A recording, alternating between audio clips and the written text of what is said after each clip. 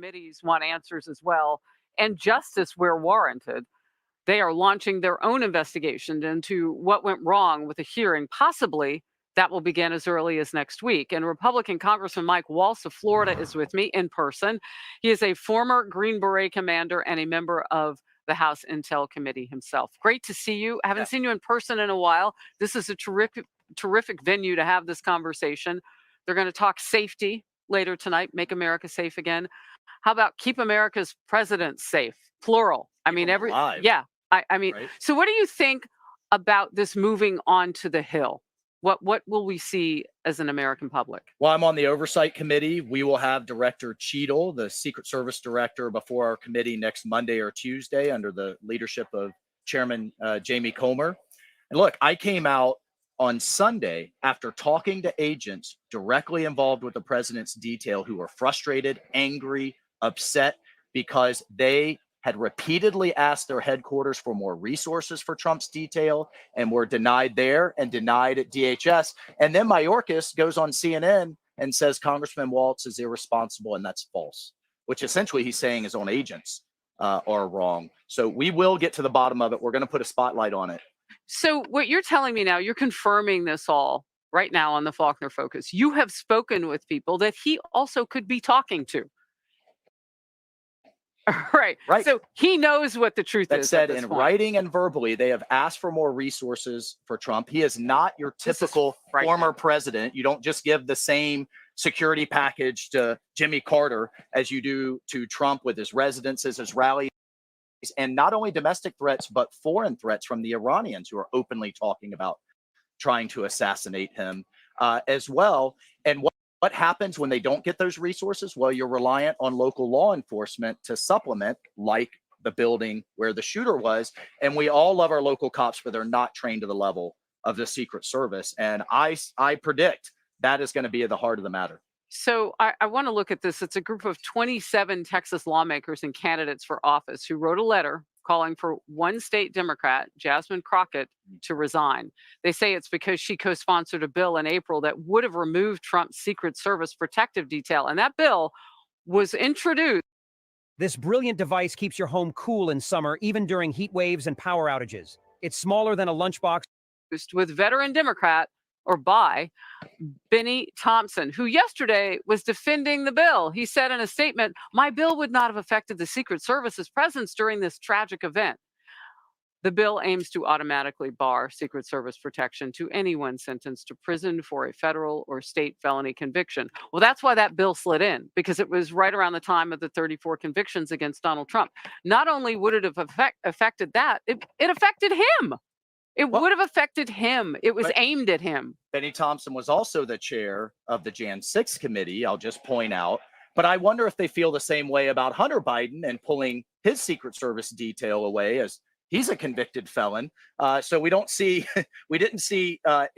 any push there. Look, this was partisan politics. Well, he still has that protection. Of course he does. Yeah. Of course he does. This was partisan politics at its worst. At a minimum, they should publicly apologize. They should call President Trump and apologize. I think we should put censure on the table personally for these members. These are people's lives on the line, and the detail should be commensurate with the threat. As members of Congress, if we have our lives threatened, we can go get additional security. But this is part of the vitriol and the demonization of President Trump personally and his MAGA supporters that came directly from President Biden's mouth all the way through the Democrat Party. And clearly one 20-year-old was so convinced that he tried to kill him. I want to just ask my team if they can pop up real quickly. I'm sure you've seen some of that video that shows that there was a gunman on the roof. Yeah. I mean, and you're seeing it all over social media. We've got a little bit to show. I want to get your take on that, because it appears to show that there were several minutes before shots were fired that this whole thing could have been foiled. It's on the screen now. What is your take? And I know you're studying this because this will be part of your investigation, I would imagine, on the Hill. Well, number one, what happens, the core security detail is supplemented by local Secret Service field offices, Pittsburgh, Philadelphia, what have you. I want to know how Vice President Harris being in Philadelphia near the same time affected resources, but also were supplemental resources requested? Were they denied, like these agents were telling me, and therefore made them reliant on local law enforcement? You had one cop standing on that roof, and the sniper couldn't get up there. And then I could tell you, as a Green Beret, he was in what they call dead space as he was coming up that sloped roof. And the counter snipers, I don't think, just looking at the imagery, could see him. But people on the ground could, and those local that's cops right. could hear those people. And as soon as you call in gun, gun, gun, the president's off the stage. That's how it should have Wow. worked. So we have a lot tactically to work out, but I give nothing but credit for his close in detail that body bunkered him and put their lives on the line. I suspect strongly this was a headquarters resource issue who said, we're not going to get all these agents for all of his rallies. We're not going to exhaust our budget because Trump wants to run around. And I would imagine the punitive damage for that person would have to be you lose your job. I just wonder if there's any justice. No accountability for Afghanistan. No accountability. Oh boy. For Okay. Secretary of Defense disappearing. I don't expect accountability. So you just went right away to international. Let's go there. My exclusive interview with former President Trump at his home in Mar-a-Lago. As you know, it aired, or happened rather, just hours before an assassin tried to kill Trump. So we were together for hours. Then a couple of hours later, he was already in Butler, Pennsylvania, and we know what happened there. One topic we talked about was foreign policy, specifically our staunch ally in the Middle East, Israel, and its war with Hamas terrorists. So Israel versus Hamas, the terrorists. Biden has said he'll deal with Hamas, and there has to be a different way. And I don't hear him talking about the hostages, so I want to bring them into the conversation, because those lives, those 120 or so. Obviously, the first thing is we want our hostages back. You have to let this war finish out. It's got to get finished. It's got to be done, because otherwise this is going to continue to happen, and it's going to happen more frequently. You take a look at what Biden has done. He's run it so badly. He's trying to be friendly to one side. He doesn't know what he's doing. Look, let's face it. This would have never happened. They would have never attacked. This is money that came from Iran, and they fed Hamas. They feed all these terror groups, Hezbollah. Iran was broke when I was president. They were broke. There was no terror. There were no attacks. Take a look. You can check the facts.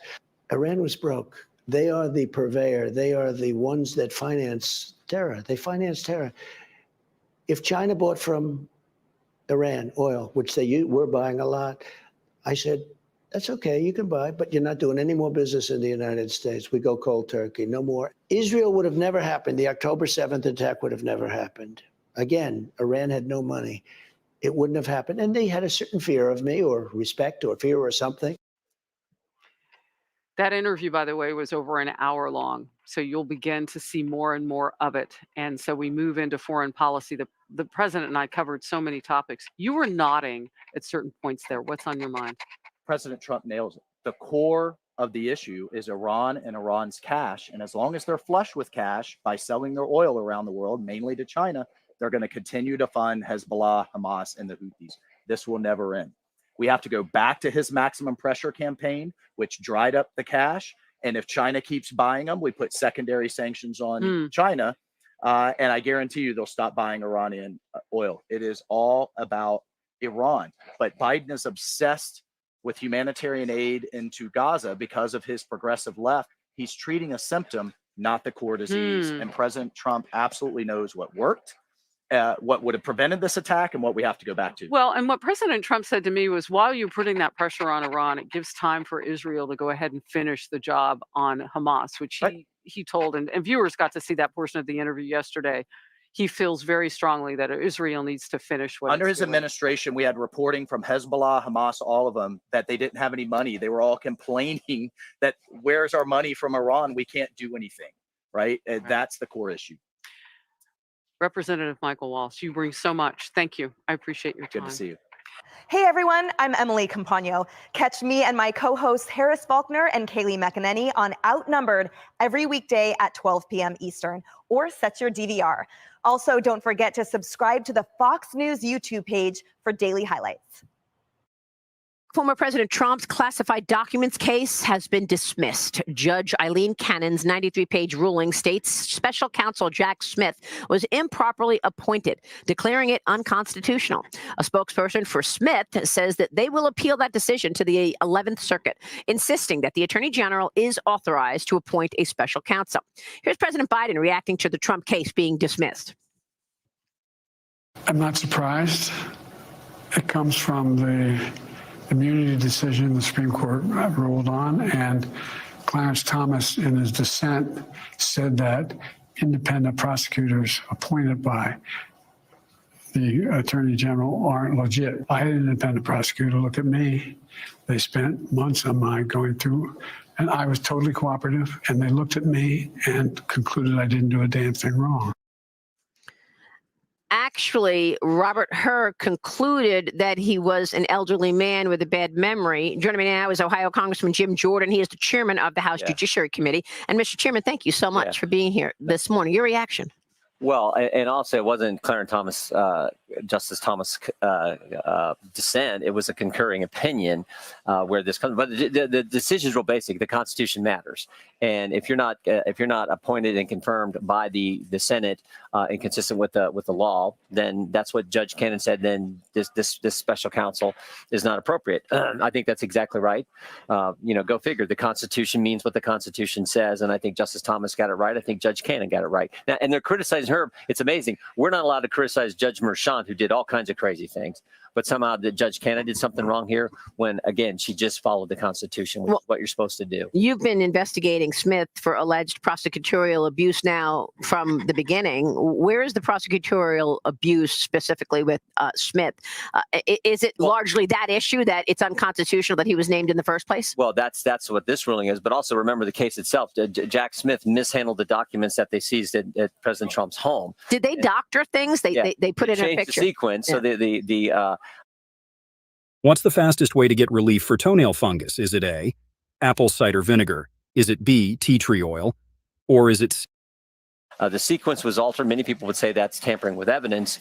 That's a big concern. But now the case has been dismissed. I think that's the right call. All these cases were ridiculous. We all know that. They were based on politics and this whole lawfare push from the left towards President Trump or at President Trump. So a great decision from Judge Cannon. We spoke with Senator Ron Johnson yesterday here at the RNC, and he just sent a letter yesterday to Merrick Garland, Mayorkas, Christopher Wray about the Secret Service. And I want to get your take on this because House Oversight Committee Chairman James Comer announced the director of the Secret Service, Kimberly Cheadle, will be appearing for public testimony on Monday, July 22nd. Comer and the Oversight Committee requesting that the Secret Service turn over all documents and communications related to the assassination attempt of President Trump. We've got this new video, which is really horrible, and it shows attendees actually spotting the shooter, calling for police at least 1 minute before former President Trump was shot on stage. Watch this video. Incredible. Yeah, someone's on top of the roof. Look. There he is right there. Right there. See him? He's laying down. See him? Yeah, he's laying down. Officer. People in our country that shouldn't be here. Dangerous people. Criminals. We have criminals. So why wasn't this threat eliminated? Chairman, your thoughts? Well, yeah, because I think there's probably there's definitely a finite number of buildings that needed to be protected. Needed to know that if someone's on that they're not supposed to be there. We need to have that secured. And one of those buildings, of course, we had the counter snipers who actually took the shot and took this bad guy out. So why wasn't that done? I think other key questions. I want to talk to the local police officer who confronted the bad guy, who confronted the assassin. And what happened there. And frankly, I would love to talk to the Secret Service agent who took the shot, the counter sniper who took out the bad guy, because how soon did he know? So I think all those are important questions that we need answers to find out what went wrong here. But obviously, all the experts have said this was not done the way it was supposed to be. There were real problems in securing the perimeter. Again, is there 3 buildings, 4 buildings, 5 buildings? It's a limited number. Why weren't each and every one of those buildings secure? I don't understand. Isn't it the Secret Service's job to protect former presidents? Ron Johnson's asking for a copy of the security plan in place for July 13th, 2024. Provide all records between and among the Secret Service, FBI, state, and local law enforcement referring to or relating to the July 13th rally. What specifically do you think will give you the most information? I think all of that's important, but in the end, talking to the people who were right there, I think is critical. Now, the agents who surrounded President Trump, God bless them for doing what they did at that intense moment. But the problem was, of course, what happened prior, what didn't happen prior. Why weren't those building tops secured like they should have been? When do you think you'll get this information, and how long will this investigation We got a briefing take? yesterday from the FBI. Ranking Member Nadler, myself, and some of our staff were on this call. We have Director Wray scheduled to be in front of the committee next week. I told them that he should be ready to answer these kind of questions, and we're going to have these kind of questions. We'll see how that goes, but they're now running the investigation. And we'll just have to wait and see. Well, the Federalist writes, Joy Pullman writes this: any assassination investigation that includes Merrick Garland or Christopher Wray is a cover-up. What do you make of the Federalist saying these people should not be in charge of this? Christopher Wray was one of those people who were pushing the Russia collusion line. Yeah, and I expressed that yesterday on the call that, look, a lot of Americans have concerns about them running the investigation, particularly when you think about we still don't know who planted the pipe bombs on January 6th. We still don't know who leaked the Dobbs opinion. We still don't know who put cocaine at the White House.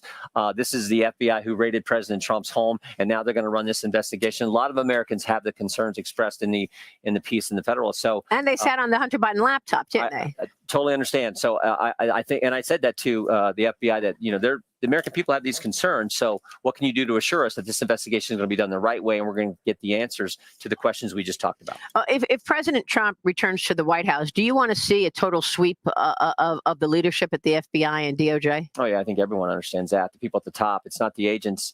It's the people at the top. These are the same people, as you know, who spied on President Trump's campaign and all the other things we just talked about. So I do think that's a change. But I think that's the President Trump, I think, is going to win.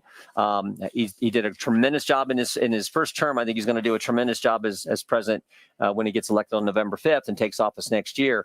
But I think you got to get rid of as many folks at these top agencies as you are allowed to do.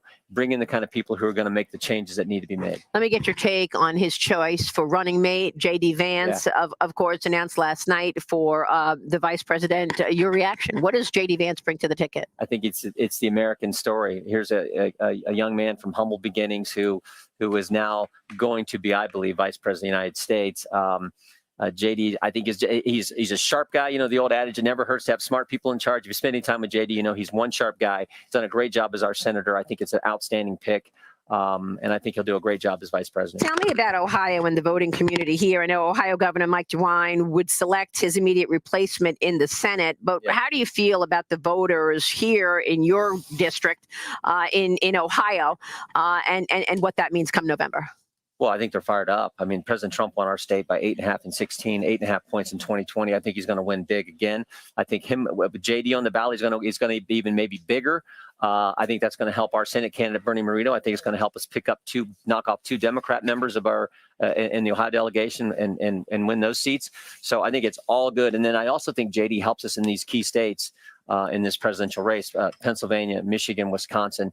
As JD Vance is someone from the Midwest, I think that's an important part of why he was selected as well. Mr. Chairman, you're also, of course, the subcommittee on the weaponization of the federal government chairman. And I want to ask you about the weaponization of government. I mean, when is this going to stop? We just went through all of this. President Trump's elected. And what can you do to accelerate that along? People are really disturbed. Keep pointing out the facts. And I will say this, because we've done our oversight, which the Constitution requires us to do, you now no longer have the Disinformation Governance Board at the Department of Homeland Security. Remember they're going to do that. We all made an issue of that. Mary Poppins, yeah. And Nina Jankowicz is no longer running this as if there's some bureaucrats could tell us what we could say, what we couldn't say. You no longer have the IRS making unannounced visits to American citizens' home. The commissioner said when we discovered that this was going, he said, well, we're doing this for the safety of our agents. Baloney. They're doing it because we caught them. While Matt Taibbi was testifying in front of this very committee, the IRS was knocking on his door. So we've had, I think, success in just by showing the American people what's going on, exposing the truth. We'll continue to do that. We'll continue to push for a number of areas where we think the government has been turned on the very people, we the people that they're supposed to serve. What do you think is going to be the most important policy change that President Trump brings to the White House and America? Is it the border or is it something else? Yeah, I think the big three are the border, extend the tax cuts so we can get this economy moving. Don't let the tax cuts, expire, which is the Democrats want. They want to raise taxes, and then make sure you deal with the regulatory burden that's been placed on. So border policy, tax policy, and then the energy policy, which is so critical to a growing economy. I think President Trump and J.D. Vance are going to change those right away with the help of course, when we take back the Senate and we keep the House. There are reports coming out now. We heard the reports immediately after the debate that it's really Jill. She's the only one who can convince him not to do this, not to stay on. I mean, I think he should go right now. I don't think he should be the sitting president for 1 minute longer. He should be 25th Amendmented right out of office. He does not belong there. But she also is obviously power hungry and is not taking care of her husband, who appears infirm to me. She clearly wants the power. And now there are a couple of reports about her. We showed the audience a picture of her a couple of years ago in advance of the G7. She's sitting in his chair with his jacket over the chair, getting ready for the G7. Now we have news that she's sitting in on Oval Office meetings. Kevin McCarthy gave an interview on Fox News yesterday and said that Jill Biden is sitting in on Oval Office meetings herself. That led to this question that was asked of Karine Jean-Pierre about Jill's role in the White House on Tuesday. Watch this in SOT 13. Kevin McCarthy just said that when he was the speaker, many times when we had meetings in the Oval Office, Jill was there as well. When the First Lady's in these meetings, is she making decisions or is she just advising the president? No, the president is the president of the United States. He makes decisions. You tell me, what is the First Lady doing there with the Speaker of the House discussing policy? This is obviously this wouldn't have been newsworthy, which Kevin McCarthy would know if they were just glad handing and saying Merry Christmas. This is very clearly policy discussions. What the hell is the First Lady doing in there? Yeah, seeing Karine Jean-Pierre's response, anybody who saw the debate, anybody who's been paying attention for the last few years knows that's a lie. It's a lie. Because we've seen that he is incapable of even communicating very simple things that you can tell he wants to try to communicate. The crux of what is so wrong about all of this, once again, is that voters elected Joe Biden into office, and we can't say exactly who that person is who's making those decisions. So is it Jill Biden or is there someone else in the room? We're hearing Hunter Biden is now in these rooms and has now become an advisor of a close advisor to the president.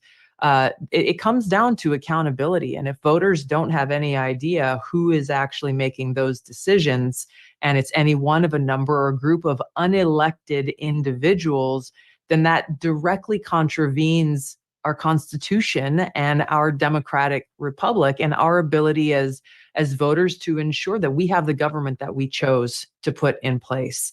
And so that's going to continue to be an issue. And once again, when you look at some of the focus and the headlines around President Biden's speech before NATO this past couple of days, they're not focusing on the substance of what he's saying, which is actually very seriously consequential. The speech that someone wrote for him to say, instead they're saying, could he finish a sentence? Did he actually deliver a speech without stumbling? The substance has been shoved to the side, once again, distracting us from what is actually most important to all of us right now here in this country. I want to get to that. You're the perfect person to ask about what he was saying about NATO and Ukraine, which that's up next. But let me spend one more minute on Jill, because I don't know who she thinks she is, but I do think it might be someone with real power, and it shouldn't be.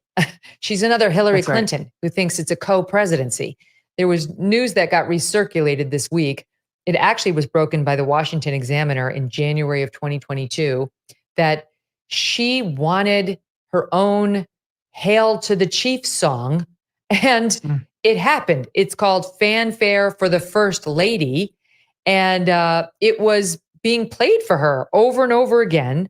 The Washington Examiner reporting that the Marine Corps band was instructed last fall, they wrote, to come up with an entrance theme for the First Lady, that the band now has in its repertoire an original composition titled Fanfare for the First Lady. The song, according to their source, is an original composition, and it's essentially Jill Biden's personal Hail to the Chief. This has caused, they report, amusement and confusion within the band, with some remarking that in the many years they've played in the group, this is the first time the group has had to provide the First Lady with an exclusive entrance theme. The White House at the time denied it and said, well, she never asked anyone to create it. The band approached the White House with this proposal. But again, that doesn't square with the reports that the band is very confused about why they're playing a song for her at all. And to top it all off, Tulsi, it's a terrible song. Listen to a little bit of this.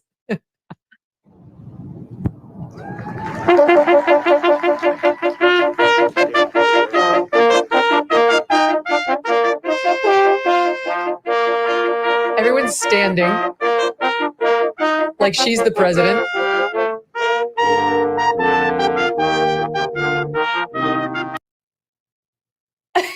Literally sounds like something my 5th grade band could have played. But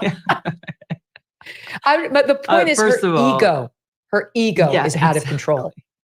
To again, I mean, there's just the lies that come from this White House are so egregious. They really think we're stupid, and that somehow the Marine Corps band that serves across administrations all of a sudden had a novel idea to create an entrance song for the First Lady for the very first time is just madness in my view.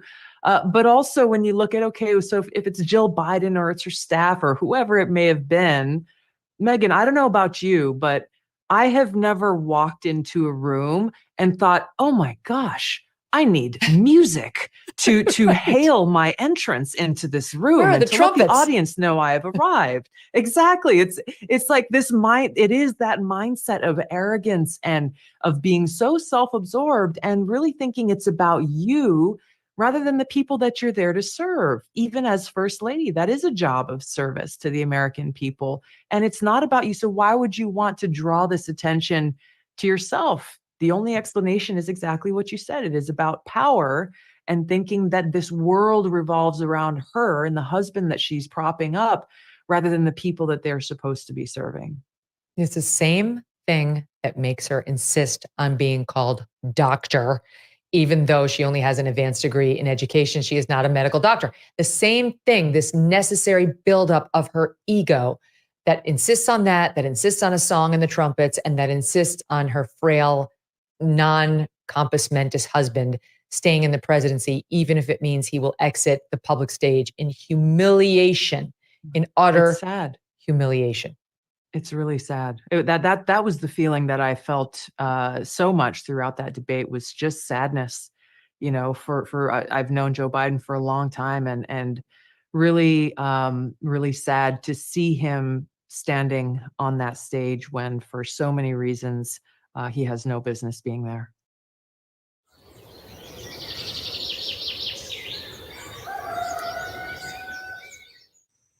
Hey guys, how's it going? I got a beer. Although I think something harder would probably be a bit more.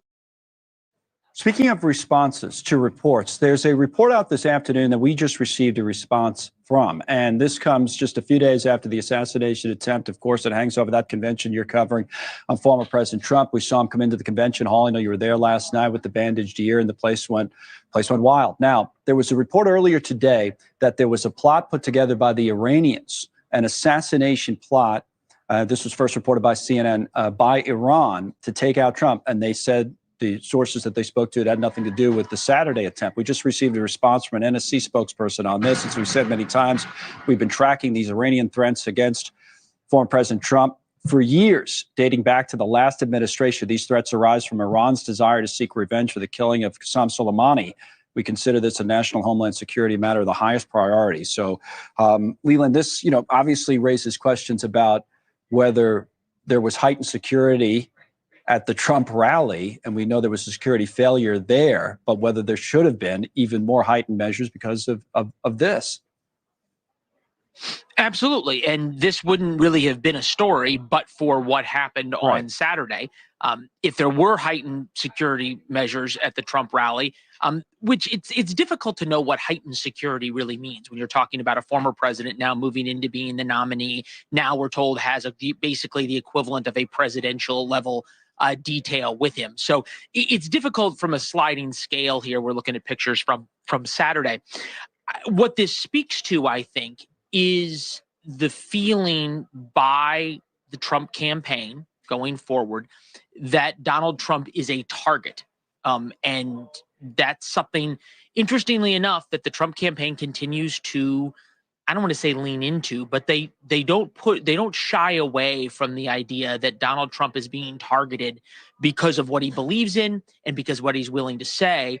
And you can imagine tomorrow night, Make America Strong Again, I believe is the theme, although the themes have kind of gotten overshadowed. But they're going to lean into that he killed Qasem Soleimani. This isn't something that they say, oh, gee, it was a mistake and we're trying to make nice with the Iranians. They lean into the idea that Donald Trump is being targeted domestically by the left and internationally by other countries as proof that he is the man to lead, because if he is making our enemies angry, that's a good thing. You wonder, though, what kind of changes they'll make in the campaign schedule. I noticed already that the next rally that's on the schedule, which I believe will include Trump and his running mate J.D. Vance, is an indoor rally in Michigan. So, for example, I wonder if some of these outdoor rallies, at least for the time being, will not be taking place with all this going on. It makes perfect sense. And I mean, if you think about it just on a personal level, if you're Donald Trump, who just got shot on Saturday, being in an outdoor rally would not be a very secure feeling, for lack of a better term, especially, in the fairgrounds. You and I covered a lot of those rallies. They're sort of popped up in fairgrounds in relatively rural or ex-urban areas, sometimes suburban areas of America. And from the Secret Service perspective, if they do have to have this increased level of security, then doing it inside in arenas is a lot easier. And I think this speaks also to the relationship between the Trump campaign and the Secret Service, which historically has been very good. And you can imagine conversations. Hey, look, it's a lot easier for us to control these kinds of environments indoors. Can we move it indoors? And something Donald Trump likes is big crowd sizes. Now that he's the nominee, especially because of this increased focus, because of what happened on Saturday night, it's a lot easier to fill those indoor arenas. Right behind you in that arena, those are live pictures. We're looking at the vice presidential pick of the Republican Party, J.D. Vance, the Donald Trump Jr., his good friend, Kimberly Guilfoyle's on stage. So that's the walkthrough, right, Leland, ahead of his big speech tomorrow night. So excellent point, Connell. And thank you for pointing it out, because I missed it behind me. We're blocked by some of the state signs. But I think what you pointed out is most important. Is there is Don Jr. with his friend J.D. Vance. And there's a lot of reporting now about how J.D. Vance was not necessarily Donald Trump's first pick. And it was Eric Trump and especially Don Jr. That really pushed their father on picking J.D. Vance. You see this walkthrough. So they come, they look at the stage, they look at the podiums where the teleprompters are going to be. I don't know if we can show it with our cameras, but on some of the camera positions around, there's like bright orange or bright yellow squares with orange tape to sort of show where the candidate should look. And that's what they're being told. There's a huge teleprompter right in J.D. Vance's and the speaker's line of sight just over there. Thanks so much for watching. Just go to joinnn.com to find News Nation on your television provider. And don't forget to click the red subscribe button below to get more of News Nation's fact-driven, unbiased coverage. Joining me now live here at the 2024 RNC is Donald J. Trump for President, Deputy Director of Communications, Caroline Sunshine. Caroline, great to see you. Thank you so much for being here. Your reaction to Madison's reporting on J.D. Vance's economic stances. Yeah, absolutely. Look, J.D. Vance, I'm very proud to have him on our ticket. President Trump was intricately involved in crafting the platform for the RNC this week. And at the top of that platform, it read dedicated to the forgotten men and women of America. J.D. Vance comes from one of those communities. I think he viscerally understands some of the economic economic suffering that takes place in those specific communities, and he's able to bring that to the ticket. In addition, she mentioned his youth, and I think something underreported in this election is that the economy is really important to young people. Young people feel like, especially in Joe Biden's America, they're having a difficult time affording the American dream, taking those next steps to homeownership, which we know also then precipitates often family, marriage, things that are really important actually to the fabric of our nation. So I think his perspective as somebody a little bit younger, a millennial, I guess, if you will, is also an asset. There's an analyst on Wall Street who's saying that he's likely to spend a lot of time in arguably the three most important electoral college states, two of which border Ohio, Michigan, and Pennsylvania. That must be a positive there. But I wonder, because this analyst is asking the question,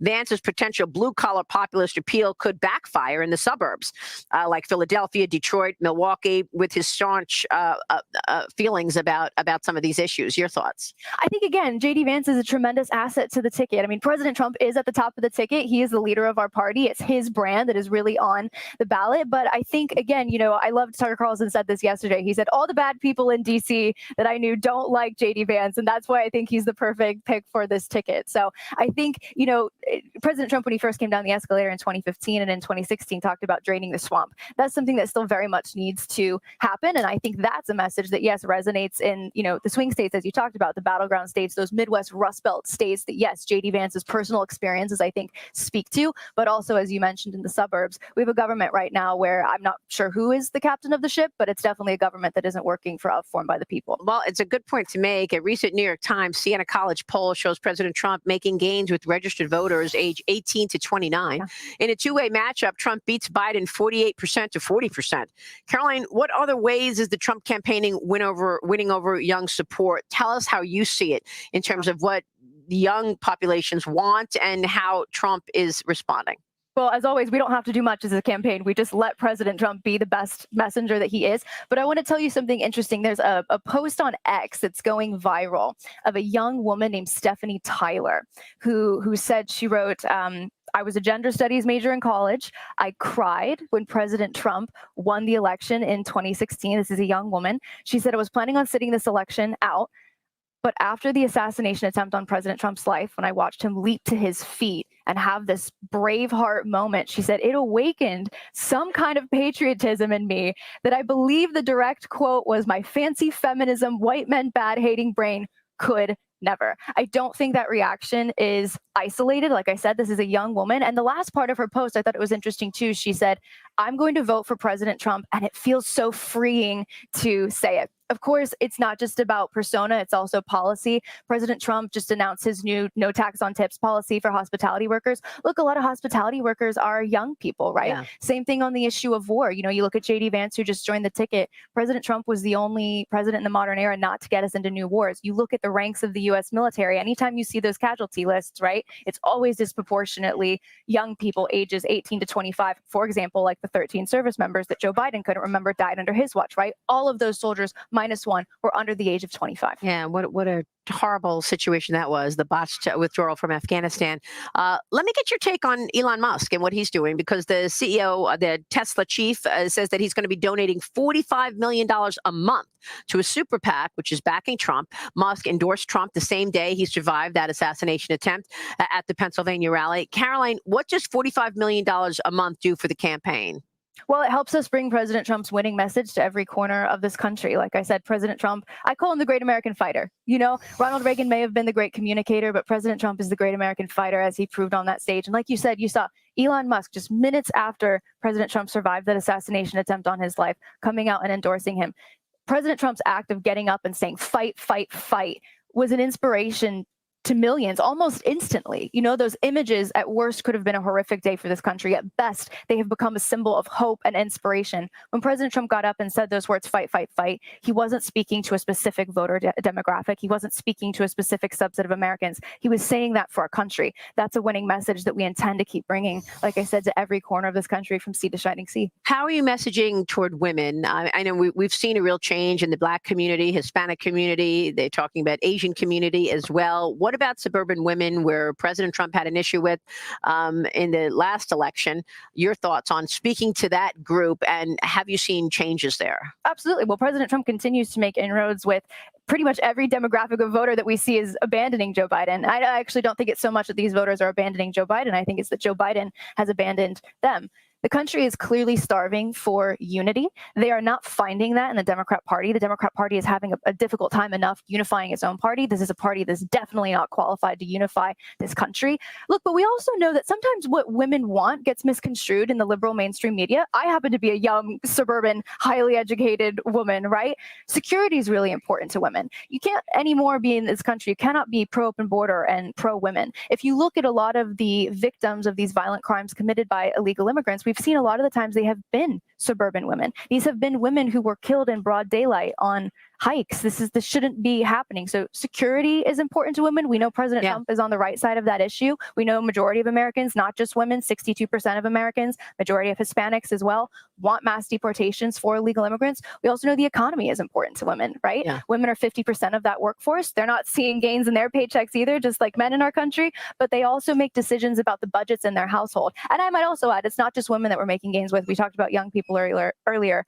Young men is a demographic that President Trump continues to do exceptionally well with. And I think that's because the culture in this country telling young men that being strong is somehow toxic masculinity, they're rebelling against that. And in President Trump, they see, as I said, great American fighter, strength, somebody that they can admire. And if, speaking of security, that is the theme today, Make America Safe Again. So we'll be watching that. Caroline, thanks very much for joining us. Thank you. Appreciate it. Caroline Sunshine from the Trump campaign. Fox News alert, the second night of the Republican National Convention is officially underway.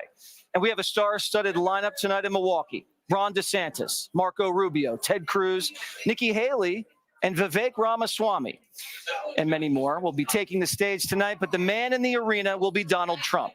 Just 3 days since dodging an assassin's bullet, the former president's expected to make an appearance tonight. And if it's anything like last night, it'll be special. Please welcome the next president of the United States, Donald J. Trump.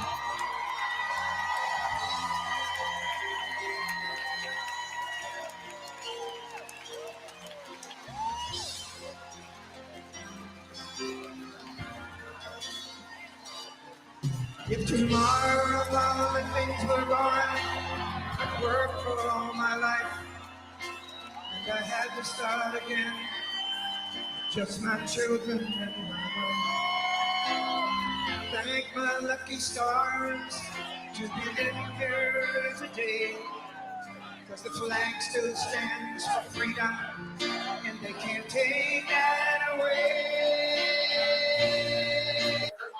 Last night, Trump was visibly changed, and it wasn't just the bandage on his ear. He looked genuinely emotional, vulnerable in a way I've never seen him before, matured, battle-scarred, humbled, and at one with his destiny. And although the party's completely unified, there's one burning question on all of our minds. Did Biden's Secret Service almost get Trump killed? All evidence points to yes. We're told tonight that U.S. authorities had intel of an Iranian plot to assassinate Trump. CNN reports that Secret Service knew it and beefed up security ahead of his Saturday rally. If you believe this report, that means the security Trump had on Saturday was beefed up. Impossible. Credible reports say Trump's security detail was starved of manpower. Agents were reportedly diverted to a hastily arranged small Jill Biden event in Pittsburgh at the same exact time as Trump's rally. And Kamala happened to be in Pennsylvania that day, too. The Secret Service denies resources were diverted, but reports say they were stretched so thin, they only had 2 counter snipers for the rally, 2. And they had to farm out the rest of the protection to local stringers. The Secret Service Director, Cheadle, said the assassin's rooftop was a vulnerability, but they decided to place counter snipers inside the building instead. Here's why. Should that roof have been secure, period? That building in particular has a sloped roof at its highest point. And so, there's a safety factor that would be considered there, that we wouldn't want to put somebody up on a sloped roof. And so, the decision was made to secure the building from inside. We have American snipers shooting from caves, cliffs, mountaintops. but they can't handle a sloped roof. She put counter snipers behind Trump on a roof that was even more sloped. Look at that. The sloped roof excuse is a hoax. What good are counter snipers inside a building if they can't see an assassin scale the building? The roof wasn't too dangerous for the assassin. He didn't slide off. He got 8 shots off. CNN reports they didn't even have drones in the sky. Emma's birthday party had a drone. And I don't have a $3 billion budget like Cheadle. But never mind the drone. The shooter was spotted acting suspicious by men on the ground a half an hour before he opened fire. Sources tell Fox the shooter was seen with a rangefinder casing the stage. CNN says he locked eyes with one of the snipers through the rangefinder. Multiple reports say authorities were radioing the Secret Service about a suspicious individual, even sending pictures of him, and nothing was done about it. And they let Trump take the stage and remain on it. How does the Secret Service get outfoxed for half an hour by a kid with no military training? CBS reports Crooks disappeared and was later seen with a backpack. And the story keeps changing about the latter. Now the media is reporting that Crooks used an air conditioning unit to hop atop the 12-foot building. So where's the 5-foot ladder that he says he bought? And were police wearing body cams? Because we'd like to see those. CNN said he drove his Hyundai Sonata and parked it outside the rally. So why did they tow away a big conversion van? How does a soft civilian with a rifle get on the roof of a Secret Service watch post and almost murder the president? We're also learning tonight that Crooks's father called 911 just after Trump got shot. How did the dad immediately know his son was the shooter? And why did the Secret Service announce Crooks acted alone before they'd accessed his phone? How'd they know? We hear they're in his phone now, but they're not telling us anything. The assassin didn't text, didn't email, didn't have calls from anybody, had no Google search history, no social media footprint. Come on. The FBI covered up the trans shooter's motive, never ID'd the Vegas massacre motive, and called the Fort Hood shooting workplace violence. You think we're going to get a straight answer here? With all these mysterious failures, Biden says he still has confidence in Cheadle, but doesn't know Cheadle's a woman. Is it acceptable that you have still not heard, at least publicly, from the Secret Service director? Oh, I've heard from them. But have you heard from her publicly? Publicly, I've sat down in a situation room downstairs. The Secret Service, the FBI, the national security agencies, the Homeland Security, all the major elements. Sources close to the Biden family says Cheadle was well liked by Dr. Jill after serving on her security detail, and that's how she got the job. This is your typical Biden family affair. Obama's Secret Service director resigned when a man with a knife jumped the White House fence. So is Cheadle just staying around to cover this up? We only get answers when she's out. And just breaking now, Dan Bongino reporting that Secret Service agents have been warned that if they want to keep their jobs, they'll keep their mouths shut. But instead of investigating, the FBI is warning that Trump supporters are a threat. The Bureau says Trump supporters will probably avenge the assassination attempt and shoot somebody. Another Whitmer kidnapping setup? We don't know. The minute we stop asking questions, they win. Click here to subscribe to the Fox News YouTube page to catch our hottest interviews and most compelling analysis. You won't get it anywhere else. Carthy, how you doing? Excellent. You're now here on the convention floor. Have you spoken to President Trump since the attempted assassination on Saturday? I spoke to him the next day, and I will tell you, when he tells the story of literally hearing the bullet go through his ear, and you saw last night, it's a different President Trump.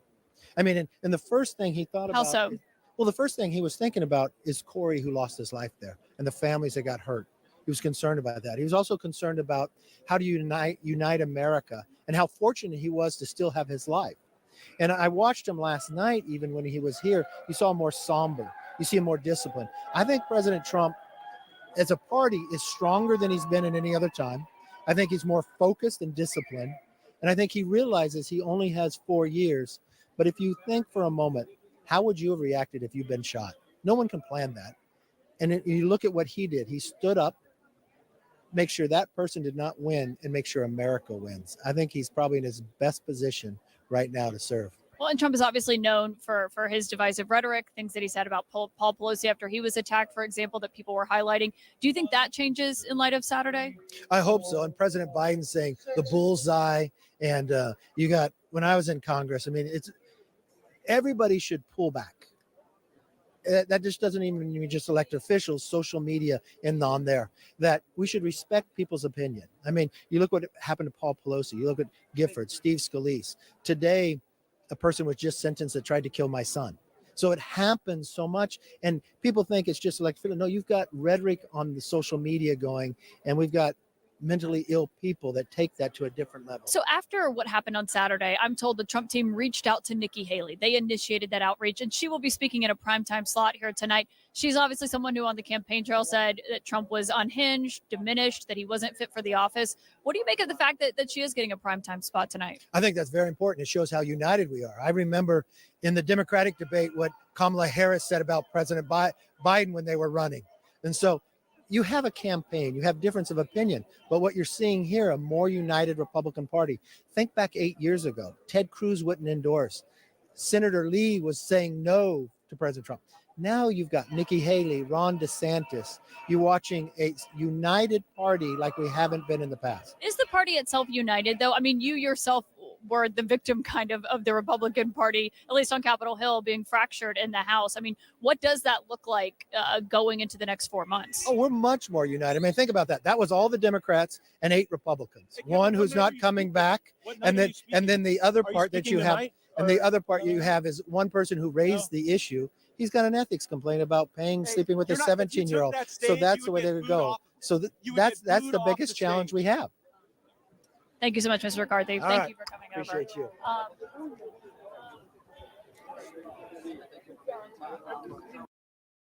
Former President Trump's running mate, and he's here with us on the set. And my first question is: Are you still a senator for how much longer? I mean, when does that change? Well, that won't change until we win. So Until you win. we got to win first, and I got obviously, I think we will. And I think you see a lot of my future colleagues, hopefully joining us in the United States Senate. Which I guess if this thing goes well and it goes as I expect it to, unfortunately, I won't get to serve with a lot of those guys, which is bittersweet, but it means we've done a lot of good for the country. So I'll take it. Well, we already know a lot about you because you've had a famous book out and you've been in the U.S. Senate. But I've been digging into you a little bit, and I know what struck me is that Elizabeth Warren, who is as liberal as you can get, said about you that you are terrific to work with. What's the story with you and Elizabeth Warren? Well, my attitude towards the United States Senate is it's not a high-priced debating society. I am very conservative. I'm one of the more conservative members in a lot of ways, but I also think you have to work across the aisle to get things done for the people that sent you to Washington, D.C. And so, for example, after we had the financial crisis 18 or so months ago, sort of a minor financial crisis where, frankly, a lot of bank executives drove their banks into the grounds, but they paid themselves pretty fat bonuses afterwards. I think that's fundamentally unfair. If you're going to require a taxpayer bailout to save your bank, then you should not be able to pay yourself fat bonuses on the other end. So work with Elizabeth Warren on some issues related to that. And I've worked with a number of colleagues, Republicans and Democrats, to get things done. It's one of the things people really underappreciate, I think, about President Trump's approach to leadership is obviously you have some fringe elements of the left who hate his guts, but actually a lot of my Democratic colleagues will admit in private he was very easy to work with because he could make deals for the American people. Well, it's interesting because you've worked on issues like interest for the consumer. I mean, things that aren't particularly sexy topics, but are so profoundly important. Yeah, absolutely. Things that really matter, right? How much are you paying for things? What are bank CEOs doing? Are taxpayers bailing out some of these institutions? And if they are, can the taxpayers get some of the money back? Like, these are things that necessarily make headlines, but they're part of good government, I think. I want to talk a little bit of the palace intrigue of the moment. I mean, what the moment that you had yesterday. You said you didn't even know until you got here to the RNC. You're 39 years old. This is the first RNC you've ever attended, and you show up and you're the vice presidential nominee. I mean, that's just crazy. It's totally crazy. Yeah. I mean, the last 24 hours, I could write another book, probably more interesting than the first one about my life. But we landed in Milwaukee around 11. I had no idea whether President Trump had made a selection. He certainly hadn't told me. Yeah. And the coolest part about it is when I finally talked to him around 2:00 and he offers me the spot. And you know how I grew up. I grew up in a poor family, like never expected to be anywhere, much less being asked to run as the vice presidential nominee for the Republican Party. But it's so funny. My kid is talking in the background because we have our 3 kids here. So my 7-year-old is talking in the background, and President Trump says, "Put him on the phone." So he just offered me the vice presidential slot, and then he takes the time to talk to my 7-year-old. One of these memories that I'll cherish for the rest of my life. What do you say? Like, do you want the job? I mean, what does he say? What do you get asked to be vice president nominee? What do you say to someone? Well, in this case, I said yes. I said it's a pretty quick answer. No, but what was the question? I mean, how did he present it to you? Well, the way he presented it to me, it's funny. He walked me through why he had asked me as his nominee. Of course, I was honored to hear it. And then he said, "Well, JD, I have to ask, do you accept?" And I said, "Yes, sir, absolutely." And it's my great honor to accept. I want to ask you. I mean, there was a write-up about yourself and about kind of this new Republican Party and these young guys that have kind of created this. It's a different party, and it kind of started with Trump. That's right. You've evolved it a little bit further. These different kind of politics. It's not pro-corporate. It's very populist in nature. Talk about your politics and what's changing in this party, because I'm seeing a lot of the changes right now. Oh, absolutely. I think that fundamentally President Trump has changed the Republican Party, and I think he's changed it for the better. Yeah. You see a lot of new people coming into the party, a lot of blue collar folks, a lot of working class people. And look, the basic idea here is very simple. America has to be a manufacturing powerhouse if it's going to be anything else. Yeah. If you don't make your own weapons, if you don't make your own pharmaceuticals, you can't do anything else, and you can't employ good workers unless you're actually building your own stuff.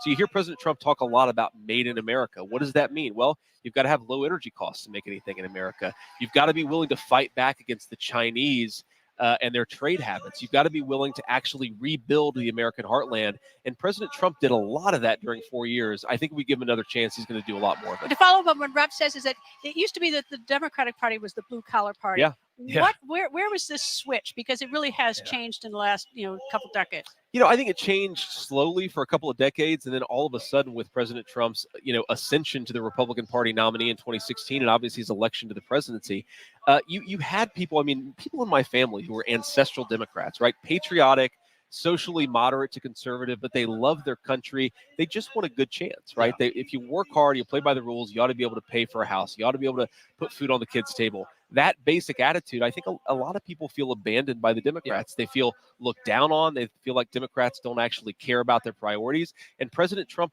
listened to people. It's kind of amazing, and it sounds very trite, but having a political leader who actually likes the people who vote for him, President Trump loves these people. Yeah. They know it, and I think that nexus is the source of this whole movement. I want to talk something that's, what I thought was one of the worst things about his first term was the assault by the bureaucratic state on everything they tried to do, and how much that crippled that first term. How do you guys avoid that? How do you dismantle that when you go in this? I mean, obviously he's learned a lesson, but that was a real drag on the first term. No, that's absolutely right. I mean, take just maybe the most important issue confronting our country right now, which is the 20 million illegal aliens that we have here. And of course, it brings a lot of sex trafficking. It brings a lot of drugs, a lot of crime, 100,000 drug overdose deaths in our country. All of that is connected to what's going on at the southern border. You had the bureaucracy of the immigration system actually fighting President Trump as he fought to bring border security to this country. Well, a couple of things have happened since then. First of all, the Supreme Court justices that he appointed have passed down some rulings that I think will empower the president to really do border enforcement.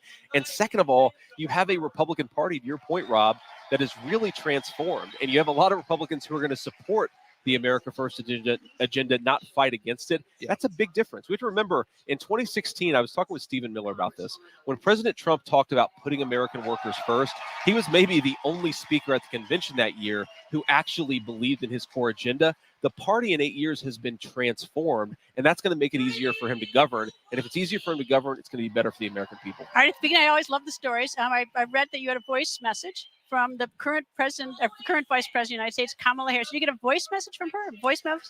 I did. So President Trump offers me this job, okay, and my phone starts blowing up, and I get a call. It was from actually an unknown number, and it was apparently the Vice President Kamala Harris. We talked today. Actually, she was very gracious, very cordial. I appreciated the call. Obviously, we're going to do everything that we can to persuade the American people to vote for the President Trump, Vice President Vance ticket. But I appreciated the call. Did you save it? I did not. I did not. Should have saved it. But she's challenged you now to a debate before her convention. Okay, I didn't see that, but obviously we want to debate Vice President Harris because it's important for the American people to see the contrast. And by the way, President Trump's, I think, roundhouse kick in the first debate is part of the reason why you have Democrats in total disarray right now. It is really the contrast between Republicans and Democrats. Democrats are actively trying to throw their nominee under the bus. This party out here is really united behind President Trump.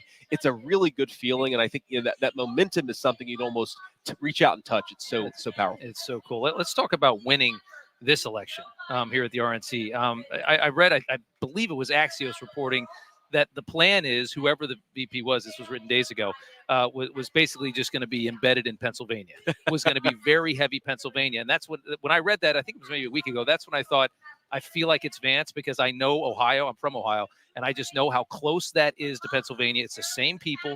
Who's going to connect better with them, than JD Vance? Is that the plan? Are you on a mission to get Pennsylvania? Well, you knew more than me because I didn't know anything until yesterday.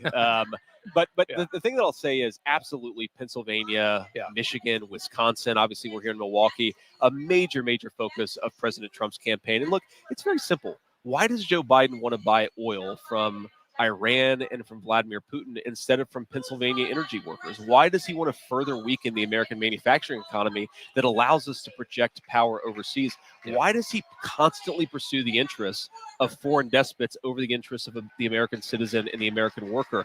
That is a case that I think works all over the country. I really think it's an argument that works in Pennsylvania and Michigan because they have felt the neglect of the consensus in Washington that leaves American workers behind. President Trump's going to change that. You mentioned Iran. Iran is just fueling trouble in the Middle East. It always has. And do you have any thoughts on that? I mean, it's dogged every president. They're paying money to kill people, kill Americans, and destroy Israel. Two things very quickly, Greta. Number one, the Iranians have to know that if they get out of line, you're going to have a president who actually punches back and punches back hard. President Trump didn't need to start a war with Iran when he issued the attack on Soleimani. It really reined the Iranians in. It established deterrence, right? They were afraid that if they got out of line, they were going to suffer consequences for it. The other thing I mentioned earlier, if you are buying oil and enabling the Iranian oil economy to run at full speed, you're fundamentally weakening your own economy, but you're also empowering some of the worst people in the world. The terror attack on Israel, everything that Iran is doing, it's funded by the strength of the oil economy in Iran. We could get plenty of this stuff from our own workers, from our own country. We just need Joe Biden to stop doing stupid stuff. Let me ask you one final question. This tweet, whatever it's called, from Trump comes out, announces you. I think it was within 2 hours that we hear that Elon Musk is promising at least $180 million into the campaign. I didn't see that. Wow. I know Elon Musk likes you. Sure. I know he wanted you to be the guy. Was there? He's like, oh, I got my guy. Now I'm ready to go. No, certainly not. I mean, look, Elon and I know each other a little bit, but Elon is actually a great example of an American entrepreneur who's built a company, but also a company that's employed a lot of good American workers. If you think about, Elon Musk is in some ways a throwback to an older generation of American entrepreneur. He builds real things. He builds cars. He builds rockets, and that's I think the kind of economy that President Trump wants to create. It's amazing stuff. I love it. Well, there's the sign right there. We got to put it up again because I can't believe how fast they make these. It's crazy to see. I mean, it's your name right there. What an honor, man. What an honor. Well, we appreciate it. Thanks, Rob. Thank you, sir. Hope you come back. Come back to Newsmax Absolutely. often. Thank Good you, to see sir.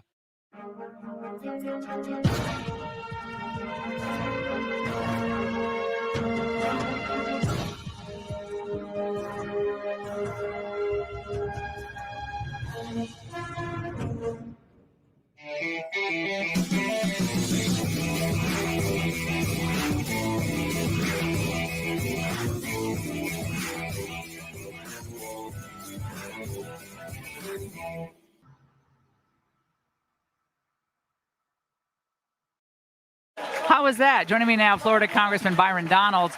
Congressman, tell me how lawmakers have been briefed thus far on this. There have been no briefings. I was actually just talking to a couple of my colleagues on the Oversight Committee. There was supposed to be information that came from Secret Service. Apparently, the Department of Homeland Security has now interceded themselves in that. Wait. Because Oversight has full jurisdiction over Secret Service, but obviously the Homeland Committee has jurisdiction over Homeland Security. Okay, this is all too complicated. Exactly. There needs to be one conduit, one committee, special committee to get to the bottom of this. I'm going to say this till I'm blue in the face. Having 4 congressional committees looking into this, Congressman, is a recipe for delay, leaking, backbiting, and disaster. That's my view. Well, look, I agree with you on that.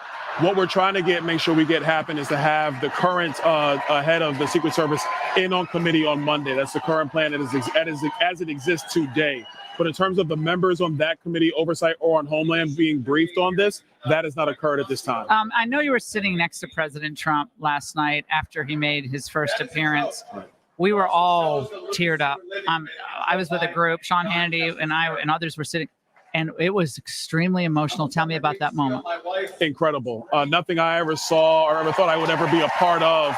To see the president emerge after what happened on Saturday. I saw him a little bit backstage before he came out. I think the moment was exceptional for our country. Even for Donald Trump, that emotion, I believe, hit him as well. Because we're talking about centimeters, Laura, centimeters. And he could not be with us today. It was a great night. This convention arena was united. Our party is united. And this week, our mission is to unite our country behind Donald Trump. I mean, some of the biggest critics are speaking tonight. Obviously, Nikki Haley, she's in the arena. I'm looking forward to hearing her remarks. We have all the folks who didn't win the Veep stakes here. You're here. But I just feel it's a different moment. Look, in politics, we all compete. We're all competitive. But Donald Trump's the leader of our party. I talked with him about Nikki Haley coming. I think it's a great move. We have to be united. I told him to because do it too. it's bigger. It's bigger than any of us. It's about the people who work hard for the Republican Party here. It's for the forgotten men and women of our country who need a change in policy, a change in leadership. Our party is united behind Donald Trump. Forgotten no more. Congressman, always great to see you. Hey, Sean Hannity here. Hey, click here to subscribe to Fox News YouTube page and catch our hottest interviews and most compelling analysis. You will not get it anywhere else. Police officers from Columbus, Ohio, shot and killed someone. Tonight, there is new video that shows the fatal encounter. Police say this happened when a man was trying to attack another man with a knife. The shooting happened near 14th and Bolete. Our Ashley Sears is live now with the newly obtained body camera footage that it shows the shooting. Ashley, take us through it. It's had this all unfolded around 1 this afternoon, and it involved officers from Columbus, Ohio, who are in the city for the RNC. I want you to see this right here. This is a protest that is happening. People upset about this shooting. They are standing here at 14th and Bolete where that shooting took place. Milwaukee police, within the last hour, have released body camera footage of that shooting. And I want to tell you, we are stopping the video before that man is shot and killed. And we want to warn our viewers, you may find this disturbing. He's got a knife. Yes, he does. Hey! Stop! Drop the knife! Drop the knife! Drop the knife! Please! Drop your knife! Drop the knife now! Drop it now! On fire! On fire! On fire! Now, this is surveillance from a nearby business that captured the moments that shooting took place. Investigators say while those Columbus officers assigned to bicycle patrol were doing their daily briefing in this area, they spotted a man armed with 2 knives in an altercation with another. Family has identified the man as 43-year-old Samuel Sharp. Investigators say they ordered Sharp to drop the knives, and when he didn't, 5 officers opened fire, killing him. Milwaukee Police Chief Jeffrey Norman says the officers involved are cooperating. The Milwaukee area investigative team is on this case, and the Greenfield Police Department is the lead agency. Reporting live at 14th and Bolete, Ashley Sears, Fox 6 News. All right, Ashley, thank you for that. Just a few hours after the shooting, protesters, members of the community, even a state lawmaker gathered at the scene. They say the man police killed was homeless. They're angry Milwaukee brought in out-of-town police officers for the RNC, and they wanted to know why those officers were outside the hard security perimeter. Milwaukee has blood on our hands today. We're not even 2 days into this RNC, and we have a casualty. How is that possible? Someone's life was in danger. These officers, who are not from this area, took upon themselves to act to save someone's life today. Milwaukee's police chief says the officers were assigned to that area because it was one they identified as connected to the RNC. But you look around and you see these people, and some of them really have paid a heavy price for telling the truth. And they are cast out of their groups, whatever those groups are, but they do it anyway. And I look on at those people with the deepest possible admiration. The people who run our country are destroying it, and they're doing it on purpose. What they've done at the border, completely changing the population of the country, letting in millions and millions of people.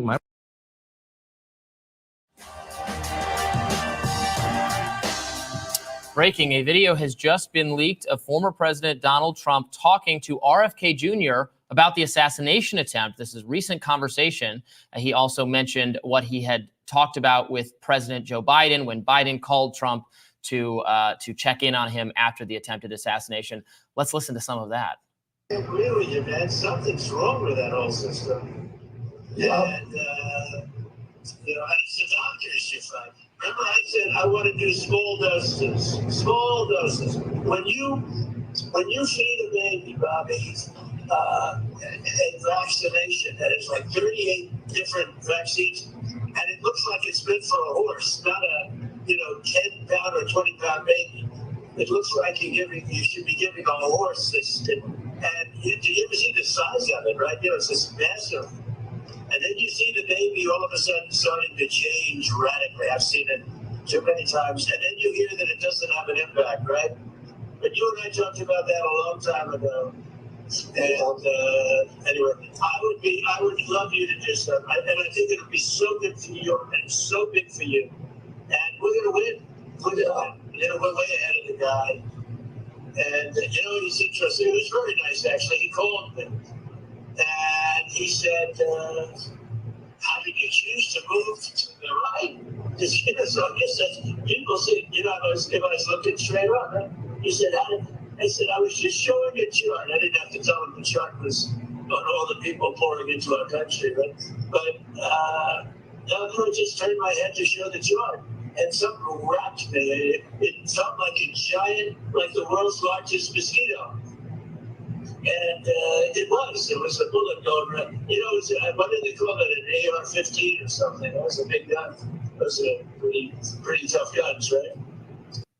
RFK Jr. has since apologized to Trump for that segment of their call being leaked. He writes on X, when President Trump called me, I was taping with an in-house videographer. I should have ordered the videographer to stop recording immediately. I am mortified that this was posted. I apologize to the president.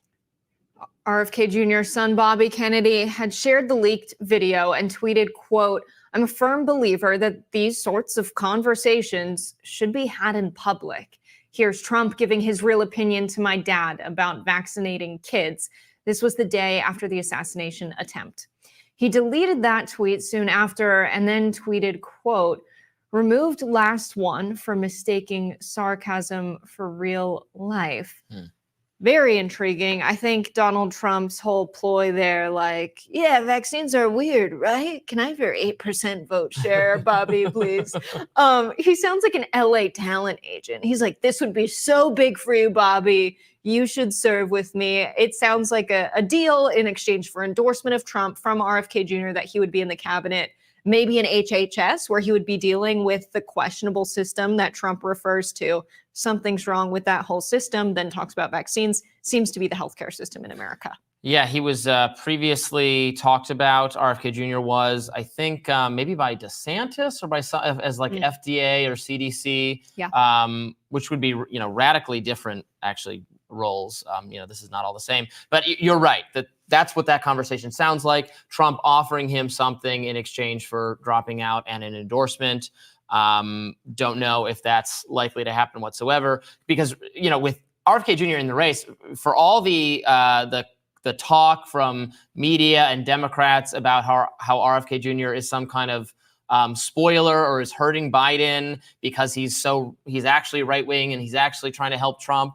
Like, none of that adds up at all if he's in the race. If you think he's like more sympathetic with Trump or more in cahoots with Trump, or that he's drawing on the same supporters as Trump, his presence in the race then actually hurts Trump. now because it's taking votes away from him. You can't vote for both Trump and RFK Jr. Now, the data, the polling so far shows that RFK Jr. really draws from both, or he's also drawing from people who aren't going to vote for Trump or Biden. And it's not obvious as he's hurting more one than the other. So the kind of panic from the media has been, I think, not connected to reality. Obviously, if he were to get out of the race and formally support Trump, that would help Trump.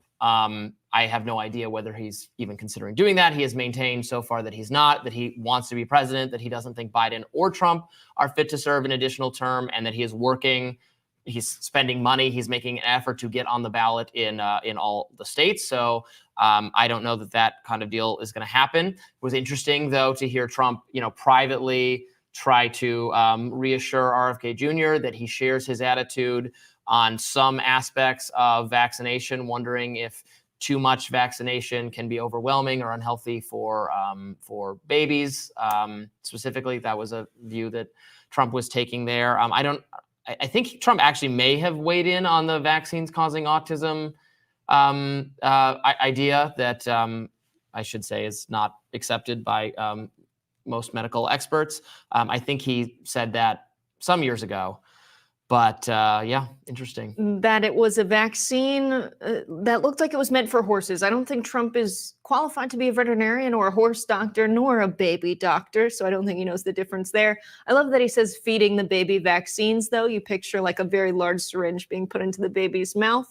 It just, he also says he got small doses, that he like negotiated with the doctor, like only give me half of that. I don't think that's, I don't think a doctor would do that. It is the case, right, that for the COVID vaccine, at least, they, some medical experts have said, not for babies necessarily. I mean, babies are at incredibly low risk of a negative COVID health outcome anyway, so they are not the priority group to vaccinate. For teenage males between a certain age, because of the still low but not totally negligible risk of myocarditis, some medical experts, Fauci has even Fauci said this at one point, that, well, if you're concerned about that, why not a half dose for this age group?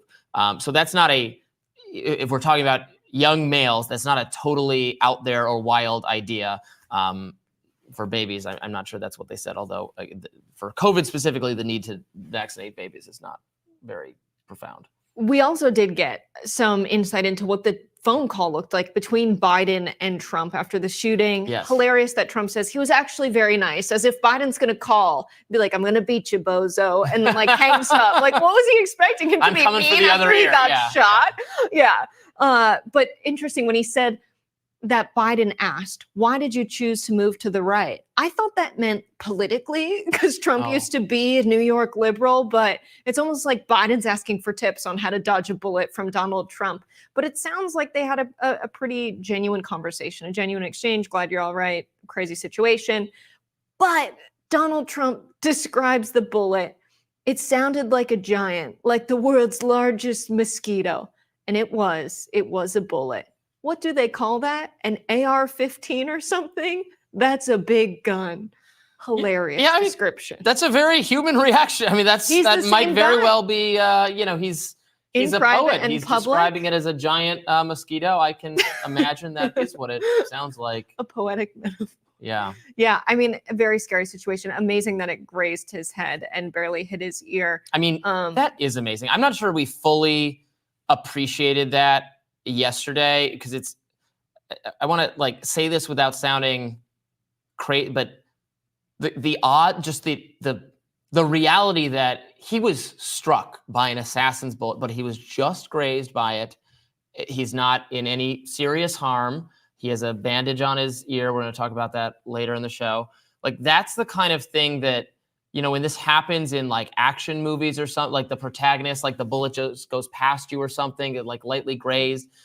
That doesn't happen in real life. It's like you got shot or you didn't. Maybe it doesn't, Robbie, and maybe it was all staged. Well, right. That's not what I'm trying to say. I don't think it was staged. Maybe that's what Biden's wasn't saying. I mean, even if Biden's like, how'd you choose to move to the right? I don't know. Yeah, and even if you were trying like let's say you believed in the wildest conspiracy theory about this, that this was a the Secret Service allowed this to happen, or let's say you think this was a false flag. Trump wanted someone to shoot him in the ear in order to gain more popularity. It's not like it just can't be done that reliably. Like the odds that it would just totally miss you or kill you dead are so staggering. You don't think the brave men and women in the U.S. military have a % shot, Robbie? Not with an assault rifle. Yeah. Not with an AR-15. I mean, maybe with an Armalite rifle, Robbie. a sniper rifle, perhaps. Yeah. No, still no. You would But not. we haven't seen the bullet. How do we know? Yeah. Well, and we know this guy is not a professional sniper either. He was kicked out of he was not allowed to join the gun club in high school, is what the reporting has said. Obviously, we're still waiting for more details about the shooter. Right. All right, we've got a lot more to discuss today on the show. Stay tuned. More Rising right after this.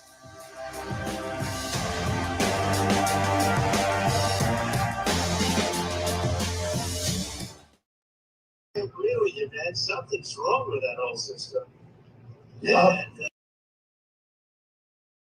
I agree with you, man. Something's wrong with that whole system. And it's the doctors you find.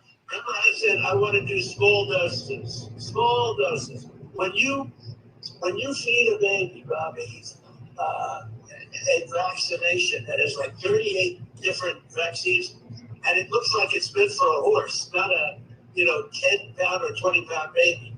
It looks like you should be giving a horse this. And do you ever see the size of it, right? It's just massive. And then you see the baby all of a sudden starting to change radically. I've seen it too many times. And then you hear that it doesn't have an impact, right? But you and I talked about that a long time ago. And anyway, I would love you to do something. And I think it'll be so good for you and so big for you. And we're going to win. We're going to win. We're way ahead of the guy. And, he's interesting. It was very nice, actually. He called me. And he said, how did you choose to move to the right? Because, so I guess that's, people say, if I was looking straight on, he said, I said, I was just showing a chart. I didn't have to tell him the chart was on all the people pouring into our country. But I just turned my head to show the chart. And something wrapped me. It felt like a giant, like the world's largest mosquito. And it was a bullet going around. What do they call that, an AR-15 or something? That was a big gun. Those are pretty tough guns, right? Trump has left the building. We can now project the winner of the presidential race. Donald Trump wins the presidency. What started off as unlikely, impossible, is now reality. I will fight for you with every breath in my body, and I will never, ever let you down. We have a president who actually fulfilled the promises he made during the campaign, securing the border to foreign policy. He now has a record as president that's pretty damn impressive.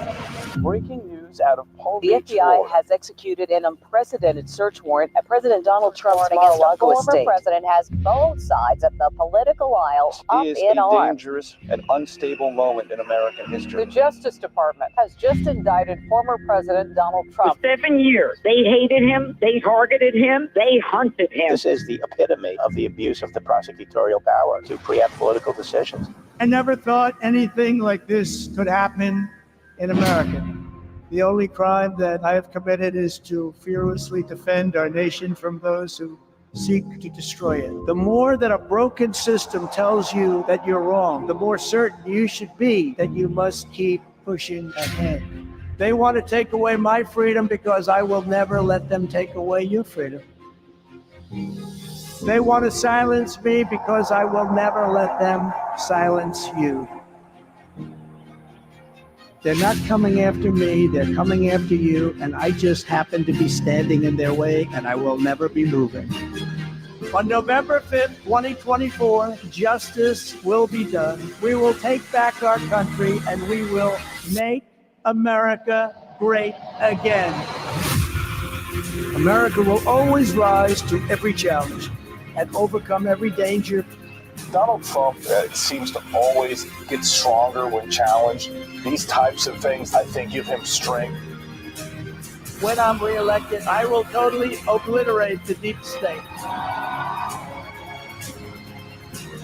As long as we have pride in our beliefs, courage in our convictions, and faith in our God, then we will not fail.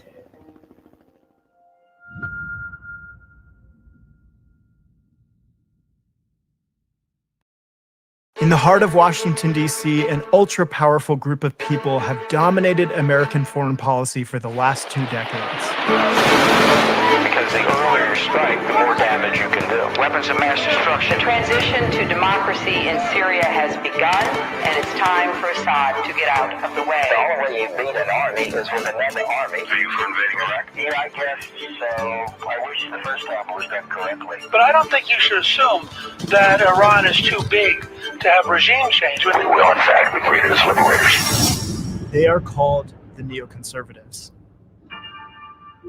Their program was laid out in the 1900s in a document called The Project for the New American Century. Its goal is to maintain and extend America's status as the world's sole superpower. Oh, and it also says we must destroy any rival that stands in our way. Through both Democratic and Republican administrations, the neocons have implemented their plans through a series of coups, regime change wars, proxy wars, bombings, assassinations, and covert operations. These are what Robert F. Kennedy Jr. calls the Forever Wars. Made us enemies across the globe, left us bankrupt at home. So what does he mean by forever?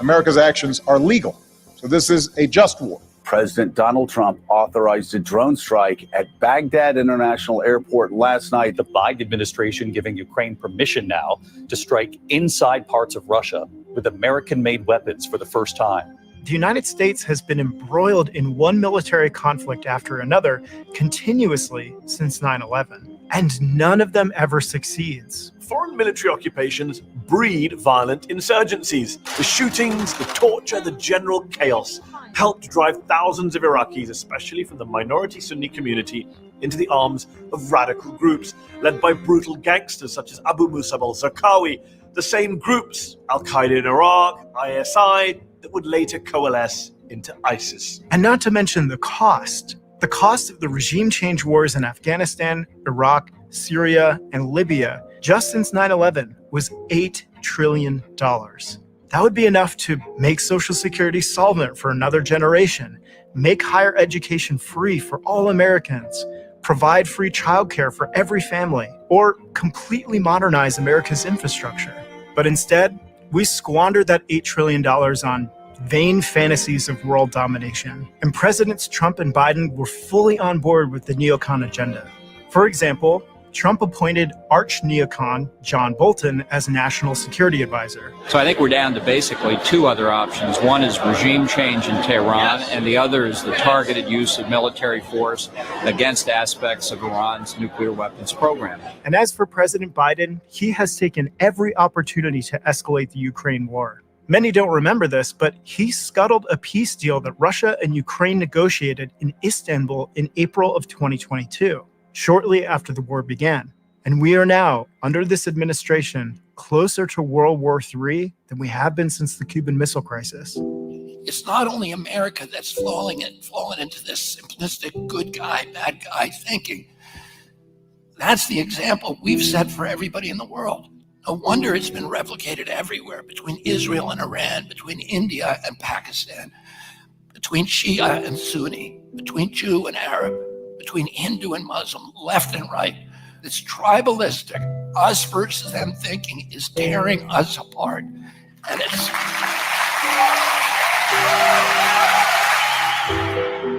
Robert F. Kennedy Jr. will utterly transform American foreign policy. He will end the forever wars and make peace the top priority of the United States. He will bring the trillions home to restore a prosperous middle class. He will transition America out of the neocon fantasies of full spectrum dominance into a multipolar world. He'll restore the military to its proper function, the defense of the American homeland. He believes that the country is ready to turn its attention and resources toward rebuilding our strength from the inside out. And that is why Robert F. Kennedy Jr. invites any American, whether you support him or not, to join him in signing a pledge. We're calling it the End the Forever Wars Pledge. Please join us and click the link in the description to add your name to our pledge. And together, we can secure peace overseas and prosperity for our people here at home.